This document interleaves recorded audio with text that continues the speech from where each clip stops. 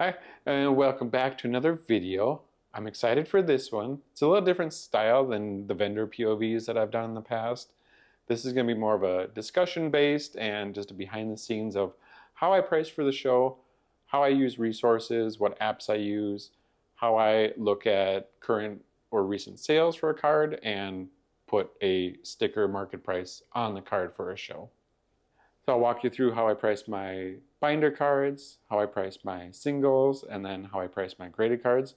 I'll do a couple screen shares so you can see the cards that I'm looking at and looking at the recent sales, and then how I am able to put a sticker price based off of some of that history. But before we get into actually pricing for a card show, I wanted to talk about some of the pros and cons of pricing before a card show. I know there's a lot of debate around should vendors price, should they not price, and then even from a consumer shopper standpoint, if they like to see prices or not. So this is always one that's probably going to be up for debate, but I'm going to give you my perspective of it and why I choose to price for a card show. I think one of the first benefits of pricing for a card show is it gives me a sense of what is the current market trend going into that card show. I don't do a card show every weekend. I'm not looking at prices in between card shows as much as I should.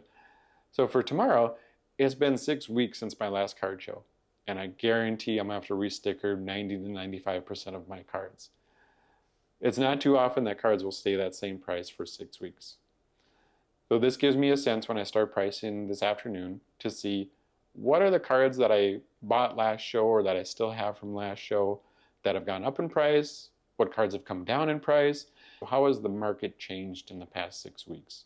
Now, are there certain Pokemon that have started to increase in desirability? Are there certain sets that are coming down in popularity? Where is that trend happening? Is it leaning more towards into binders, singles, graded? And gives me a sense then as I go into that show of how should I approach buying for that show based off of what I've learned from the couple days ahead pricing. So I think that's a huge benefit for a vendor. If you're not currently keeping tabs of market trend day over day or a couple times a week, pricing for a card show gets you back into that mindset. What is that demand that's happening with people? And then you can move accordingly to that. I think another benefit is once a shopper sees a sticker price, that is that first step in the negotiation towards a completed deal.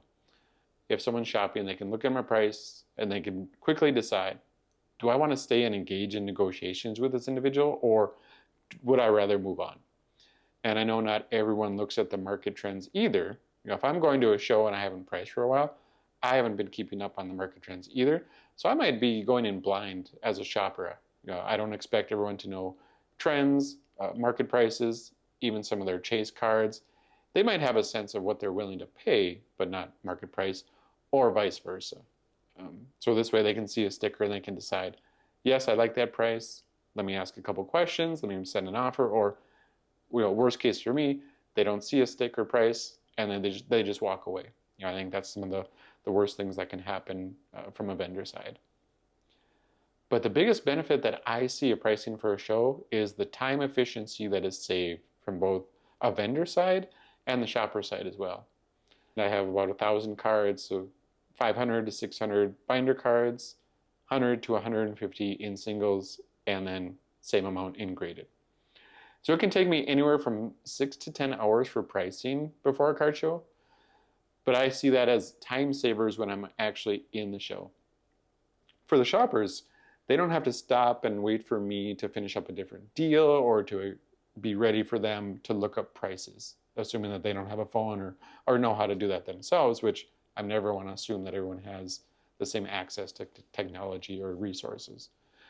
So this way, for the prices, I'm helping them save time by deciding, yep, I like these prices, I want to stay here, or I don't like these prices, they don't have the cards I want, so I don't need to ask, I'm going to move on.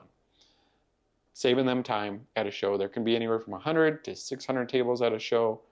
People might only have a few minutes to shop, an hour to shop, 30 minutes after work, an hour before they're going to a birthday party. Whatever their situation, I want to make sure that someone can come in, have as much fun, as much time at a show as possible, and then move on. And for me as a vendor, if I price beforehand, I don't have to spend that time in a show looking up prices to sell something. I'd rather be talking to people about their collections, asking questions of how they got into the hobby, learning more about them, talking more about Pokemon versus let's look up these prices together. So I think that time for me is much more value spent before a show, sitting at home listening to music versus at a show when there's so many other things I would rather do at a show instead of pricing. Now on the flip side, there is a lot of negatives or cons of why you wouldn't want to price for a show that I can see. I mean, the first one is the time commitment, as I just alluded to. A lot of people, vendors, we're still working full-time jobs. We have families, we have commitments.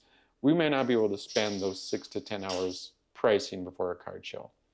And especially if someone has twice the tables as me, they could be pricing from 12 to 20 hours. That's almost another full part-time job, and that's what it is being a vendor sometimes. So that time consumption is a definite consideration, and you may not have that luxury to price a couple days before a show. And the other big consideration, especially in 2025, has been how fast the market fluctuates.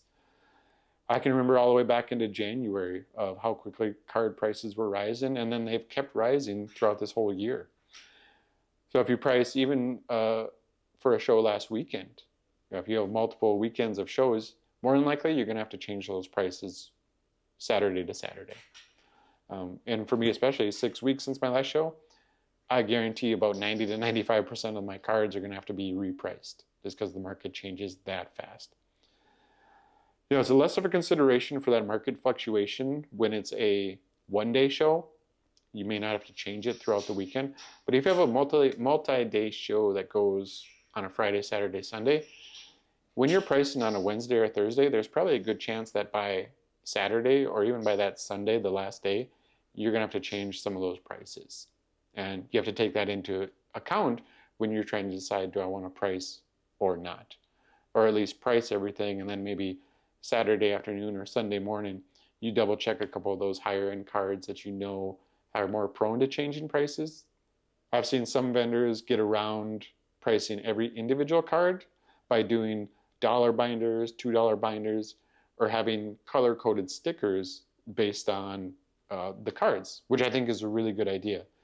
They might have an orange sticker for $1 cards, a pink sticker for $2 cards, a red sticker for $5 cards, and so on. So in that case, they're saving time by not pricing every card individually, but making them more into groups together that people can then just shop based on of a color coding, or like I said, having a $1 binder, a $3 binder, a $5 binder. So I think that's good ways to do it too. But I will always be on the side of, I think it's more important to price for a card show versus leaving your prices blank. So let me know your thoughts. If you're a vendor, do you like pricing before a show or not? If you are a shopper, do you prefer shopping with prices or without prices, or does it not make a difference to you? So let me know in the comments below. So let's get into the pricing itself. When I start pricing, I'll do my binders 2 days before the show. So I'll do those on a Thursday for a Saturday show.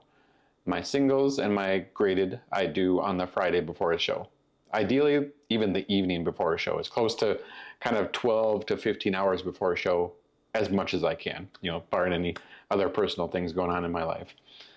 I'll go through the binders first and how I use TCG Player to find those prices and sticker. And then we'll look at the singles. And what I mean by singles is things that are $25 or more. Binders is $25 or less. For me, if it's right on that cusp, I'll kind of determine if it's a card that I want to take out and put in a top loader in my case or just leave in the binder. And then of course we'll finish off with the graded cards and pricing those ones out. Now we will cover the binders first and how I price those. As I mentioned before, they can take anywhere from 2 to 3 to 4 hours depending on the cards, but it's actually a very easy process that what I use. So I keep everything within a collection list in TCG Player app. So I've got this Show Binder 2, and this is all of the binder cards that I have come across, that I've purchased, that I've replenished, that I like to keep within my assortment. And even when I'm buying from other people, this actually helps to have the cards immediately on a list and not have to make another TCG list for every single buy that I do. So this is how I will price the binders that are under $25. And this can be sorted by name, by set, by market price, almost any way that I would want to configure the binder. I can organize it within the TCG list to make it easy.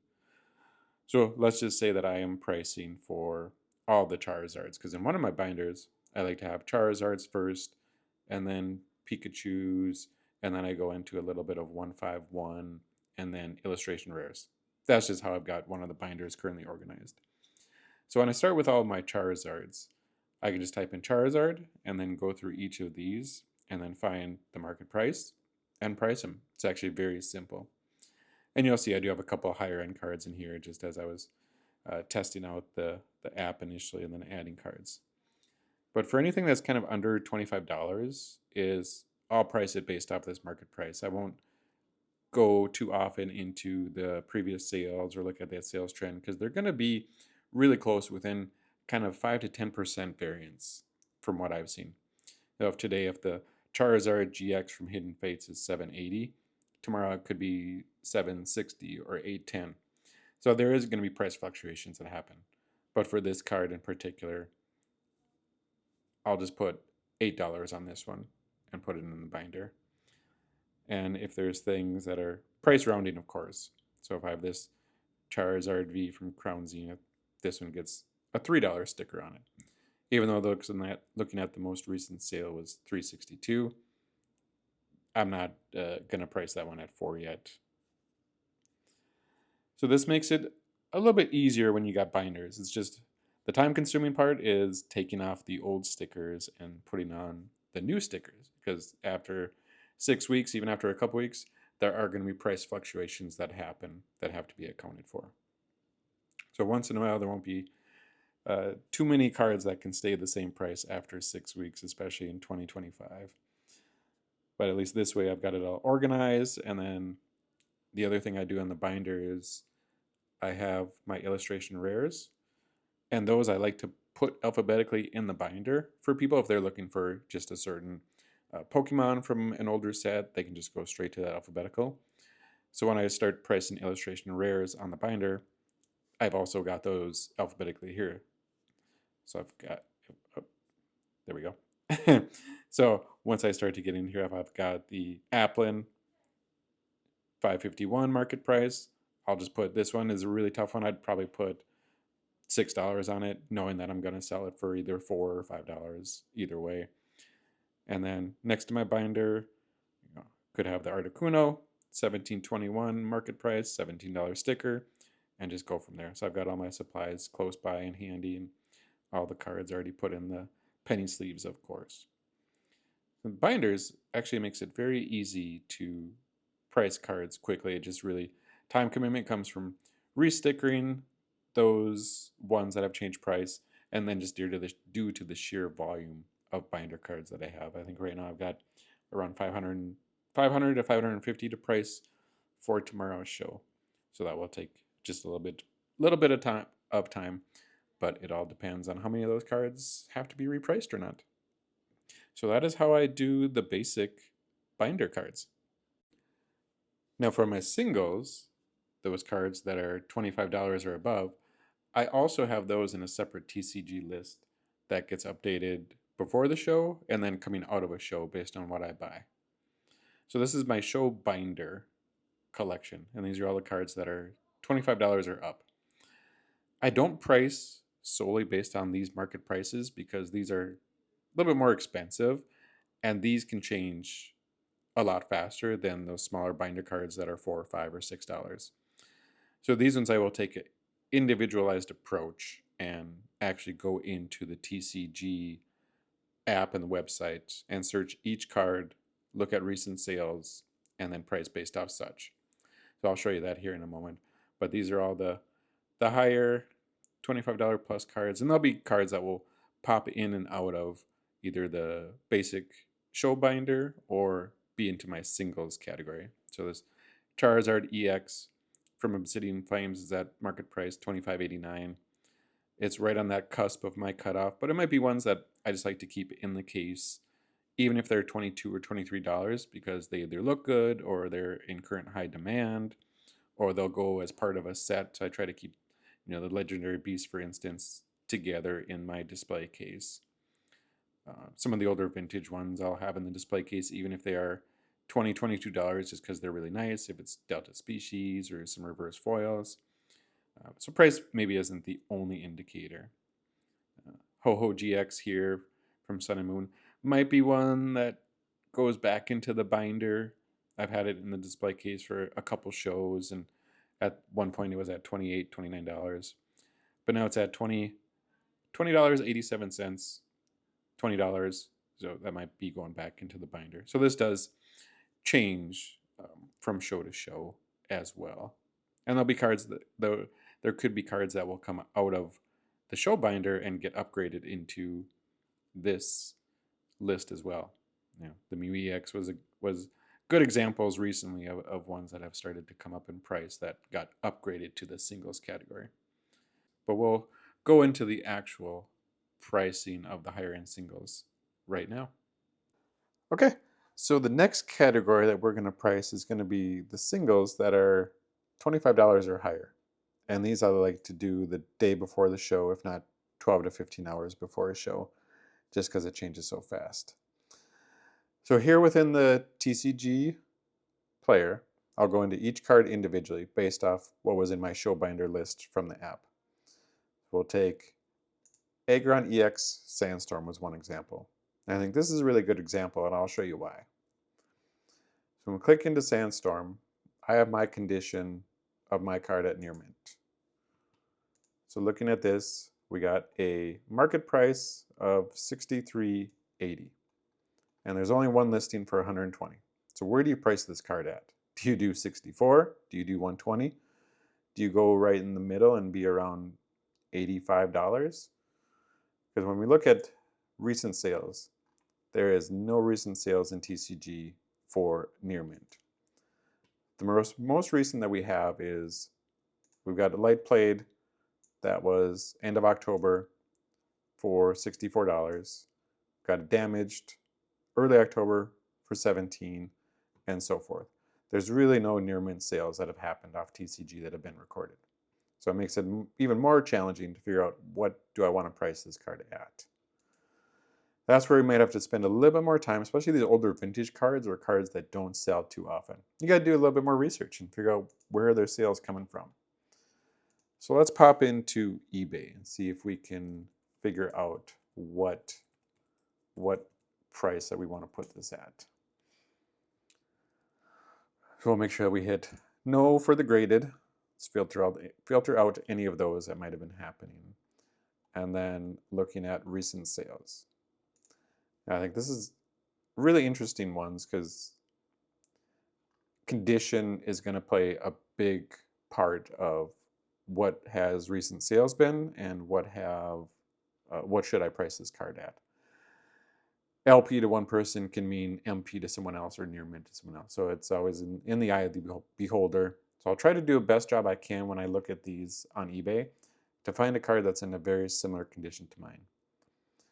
I'll pop up a picture of my card here on the screen so you can actually see what I'm looking at and as I begin to look at some of these sales on eBay. So if we look at the first one listed here, it says LP. I want to get a sense of what is that condition on the back of the card. It looks pretty clean. I don't see initially a lot of scratches on the foil. But now we go into the actual picture. So right up in here we can see some white dots on the edges. Doesn't look too bad. Actually in decent condition. Yeah, the whitening on the edges here. So I think they condition this appropriately. LP, I would agree, makes sense for this card. And this one sold for $35. And this was less than a week ago. So let's see what else we can find. So there's anything in in near mint in the description or ones that have sold for a higher price. This was back in April, so we're going to disregard that one. All right, we got one that sold early November, also LP condition. Let's take a look at this one and see what the physical card looks like.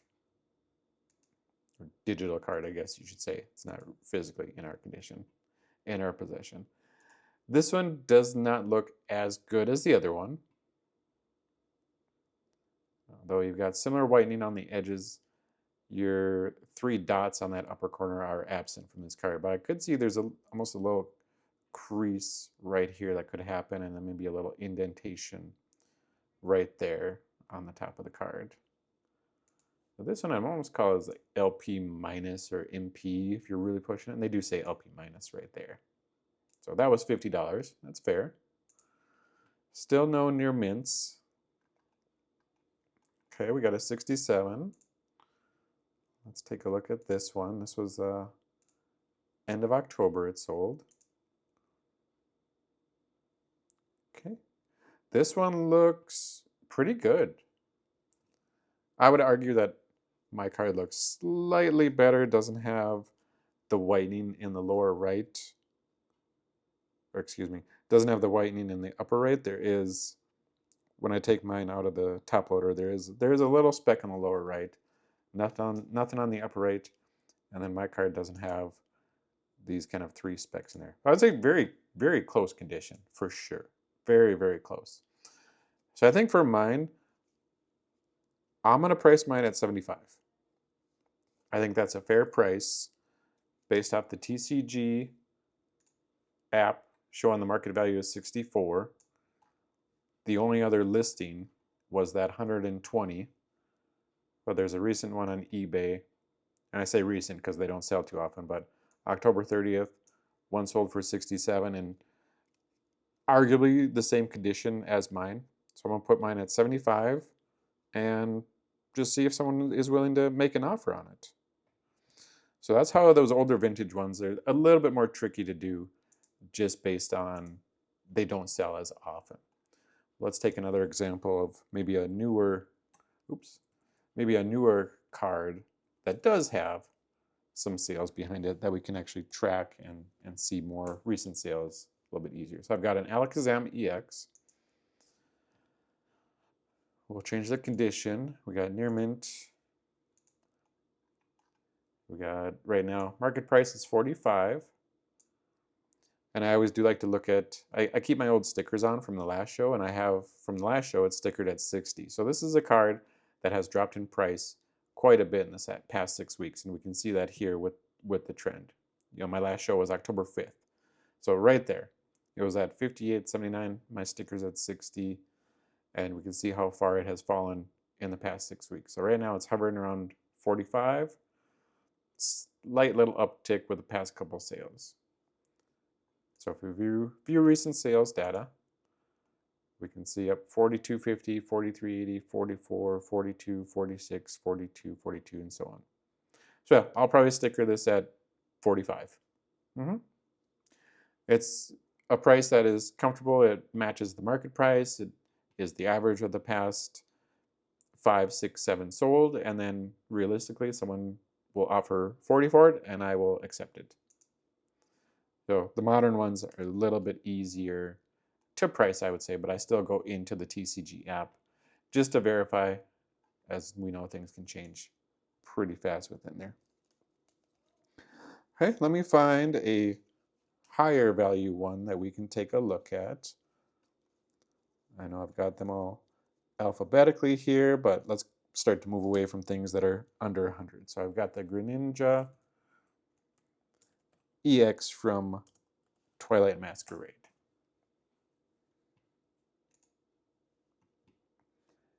Okay, near mint still, great. Got market price is sitting at 355. We've got a recent sale at 310. So let's scroll down and see the current listings. So we've got them as low as 308, 310, 310, 311 from someone who has trusted sales of 3,000, almost 4,000 sales versus 13 sales. So definitely a card that has been coming down in recent times. And if we look more directly at those recent sales, truly, yep, since in November, we've got 310s that go all the way back to the first week of November. So for the past week, they've been 310. Before that, much more volatile. 370, 380, a random 510, and then 370s and 380s. So realistically, I think fair market price of this is probably around that 310 to 320 range. Just in the TCG website app, the price has not caught up yet at this point. It's going to wait for a little bit more sales to actualize before it's going to adjust that market price. But I would price this card, I will price it at my show at 320. Realistically, take 300 for it. Looking at the most recent sticker I have on it is at $380. So I did buy this one when it was a little bit higher. Again, my last show was October 5th. And even then, probably a little bit overpriced, but the card that doesn't sell as often anymore, or right now. So this is one I'll take a loss on, but I think fair market value is 310 to 320, and that's what I'm going to price it at. Let's see if we can find a couple more to do, just again to show you the example and how I really want to be fair and consistent when pricing cards. Okay, here's a good one. We have got a Mewtwo V-Star. Beautiful card. I love this card. It's one of my, I think it's probably my top one from Crown Zenith, I will say. We got Near Mint. Okay, we got Near Mint saying at 173. So definitely another of those cards that has started to fall off over the past couple of months. We've got some listings for 163, 165, 170. So it feels very consistent with the market price and recent sales. Let's look into the actual recent sales. So already dropping into 140, 140, 145. 110, oh, that's a Chinese sealed. Okay, so that one we'll disregard. So today is November 14th. So the most recent sales, there was one sale yesterday at 175, but otherwise 3 sales at 143 on average. So I think for me, I'm going to list this one at 150 for tomorrow's show and see what happens. All right, let's take a look at one or two more. We're going to look at the Umbreon V alt art from Evolving Skies. I picked this one up at my last show. And for tomorrow's show, let's see what we're going to list it at. See, right now we've got one listing at 443. Market price is saying 563, with one recent sale at 445. When we scroll down, there's 80 listings. Some of these are Chinese versions. We got to scroll down just a little bit to get past those. But we've got 443 listed by a very reputable seller. Some other 445s, 445s. So there's multiple options at 445. Looking at the recent sales, we can clearly see that there is 445 today, a 450 yesterday.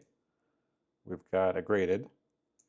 We've got Near Mint 450 earlier in November, another 450, 500 at the end of October, and then some other 450s as well in October. I think this is a card that has started to come down in price quite a bit from where it was 6 weeks ago. 6 weeks ago, I had it stickered at 650, and tomorrow for tomorrow's show, I'm going to list it at probably 450. I think this is another one where the market price has not quite caught up with the recent trends, and that's why I can't just price based off of the market price listed on TCG.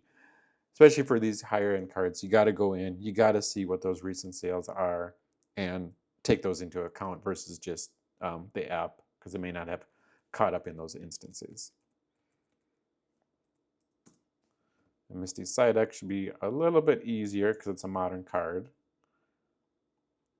We've got $55 of market price, recent sales at 50, Looking at recent data, we can see 50, 56, 54, 54, 53, 54. So I'll put this one at 55 and put that in the case for tomorrow. So that covers the singles over $25. This is how I price each one, go into the TCG player, look at the market price, look at recent sales, and then make a price based off that. I don't like to take into account the listings as much as I can. As example with that Agron, there was one listed for 120. That doesn't mean the market price is at 120 in my opinion. I think you got to take into account other sources of sales and not only TCG. That's why I went into eBay to try to find that one as well to get a better understanding, because there are more sales sites versus just TCG player alone. Well, it's a little bit harder and a little bit more time consuming. I think being realistic in the market values is by looking at different resources and then taking an average based off of those. So next, let's get into the graded cards and how I do those. Now we are going to get into pricing a few of the graded cards. I just grabbed a few examples of a couple that I've had in previous shows. You can still see the stickers on it. A couple that I've maybe picked up since through either different shows, different trades, Facebook Marketplace, etc. But I just wanted to go through these ones at least, a range of cards that are as low as $130 and then maybe upwards of like $700, $800. So let's see what these are showing us now. And for these graded cards, I use Alt is my resource for these ones. Okay, so here we are now in Alt. And we can go into the camera feature to start scanning and just zero in on that certification number and wait for it to go through the process. So you can validate that it's got the right one. Restaurant Black and White, Celebrations, Classic Collection, PSA 10. Perfect. You can see recent sales. And as long as there's enough recent data, you don't have to go into the view all. In this case, we've got a recent sale at 100, 118, 100, 100. And then before that, 103, 93, 90, 90, 114, 113. So I would say this one, I'm going to sticker this probably at 105, 110 maybe. There's a buy it now for 99 and then an auction for 118 that ended in the past 2 days. So probably put it at 110 right in between the two, and of course taking offers on those ones. So that one a little bit more straightforward, a little bit easier to do because we do have some recent good sales. Now for the next one, let's take a look at Snorlax VMAX.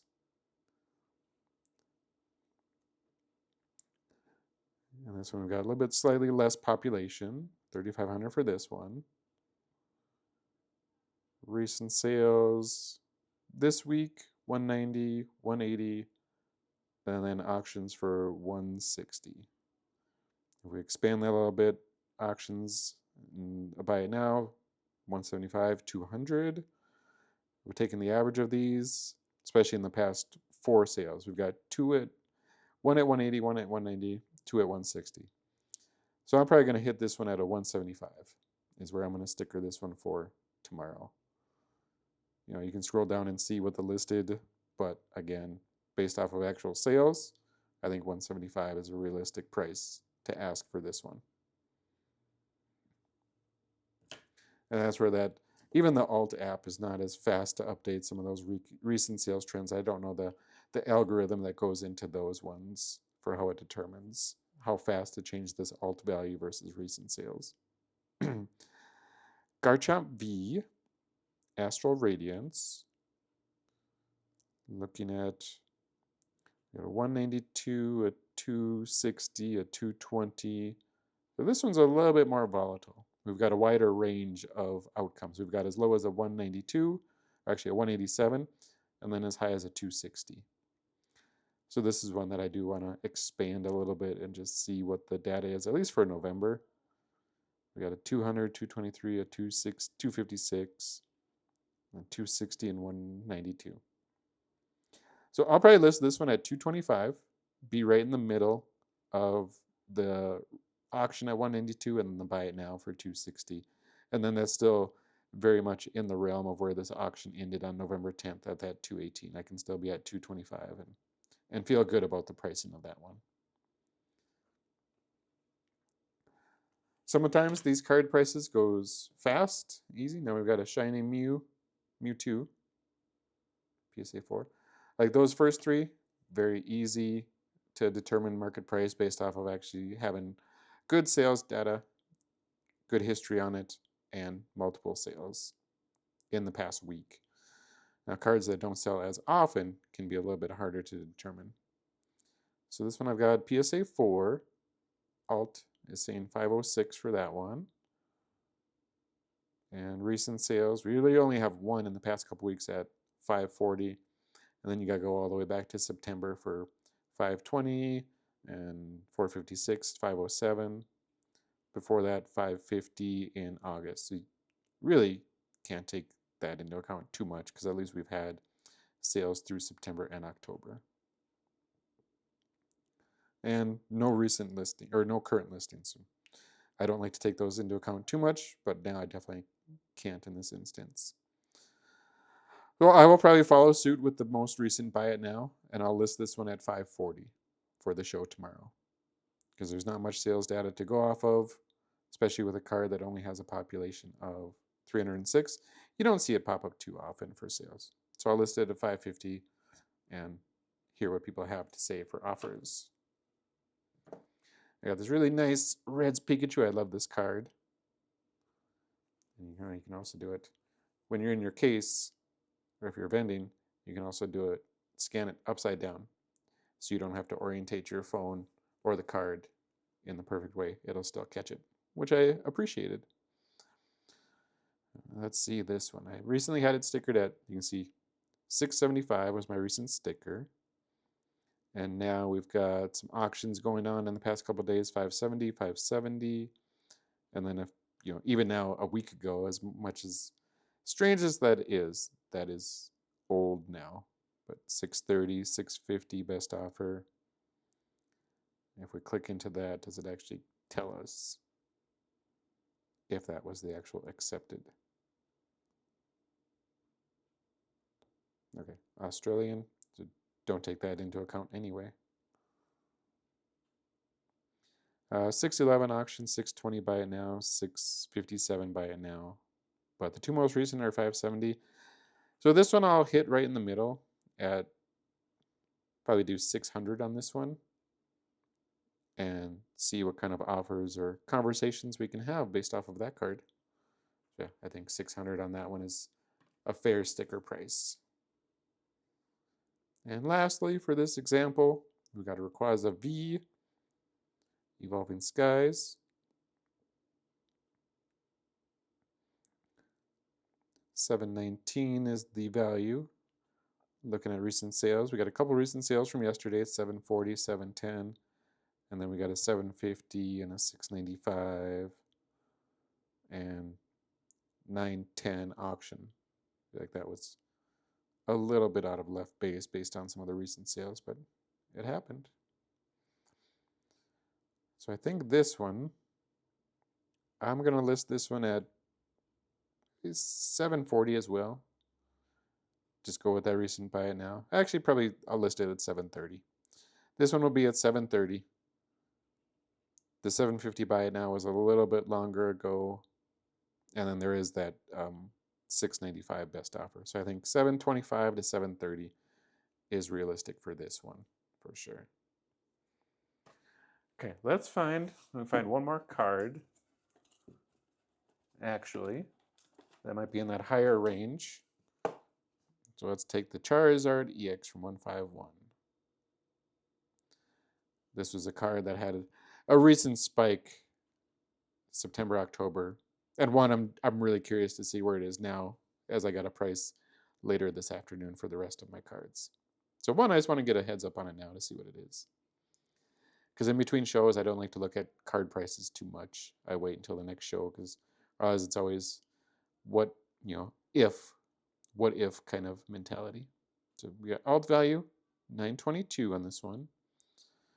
Looking at the recent sales, we got 950, 1050, 950, 940, 910, 1,000, 1,000. So I think in this case, I'm going to ask 975. Taking into account the recent 1050 buy it now and then the best offer 950, I'll meet right there in the middle, and I'll sticker this one at 975. So you can see last show had that one at 1300, but now Charizard and or 151 in generals are starting to come down. I mean, it's a huge population card, 24,000 for modern card. So 975, we'll get the sticker on that one. All right, that is going to wrap up the pricing point of view video. So I hope you enjoy the different format. I just wanted to give a better insight into what goes on in the background, for me especially, how I'm trying to determine prices of my cards so I can get a fair market value of those for anybody who's shopping. Give you a little insight into why I enjoy pricing aspect, or why I'm a pro pricer, or why I think it's important to have prices on your cards. So we're going to finish up the rest of the afternoon pricing the rest of my cards. I did one binder last night, but I've got another binder, and of course the rest of those singles and all my graded cards to do this afternoon ahead of tomorrow's show. But then stick around, there will be a part 2, technically, of the actual show that we just did our pricing for. So hopefully we get good deals tomorrow. It's another great show. I love the Brooklyn Center show, but look forward to that video. So again, thanks for watching. I appreciate it. I'll see you on the next one.